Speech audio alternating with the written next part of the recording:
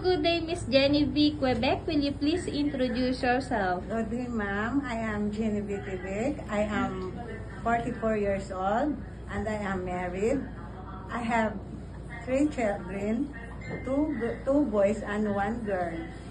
Their ages are 24, 22, and 13. And I am high school graduate. I have experience 2 countries, which is Kuwait and Saudi.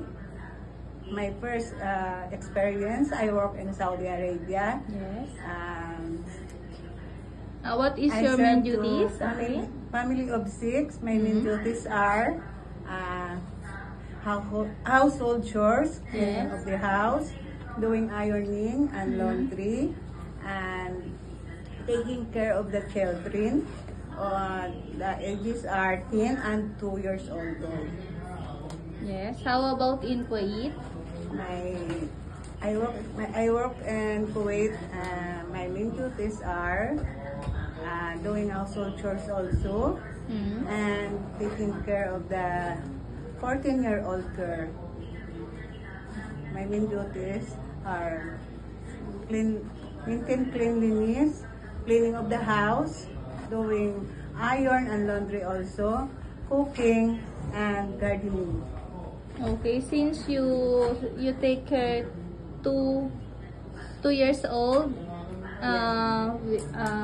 what will you do when she don't want to eat? When the children don't want to eat, what will you do? I will do my best to the baby To eat. Okay. to eat. Oh, when the 2 years old baby don't want to sleep, what will you do? I will sing. I will sing if the baby want to sleep. Okay, can you sing a simple nursery rhyme for her? Can you sing? Row, row, row your boat gently down the stream.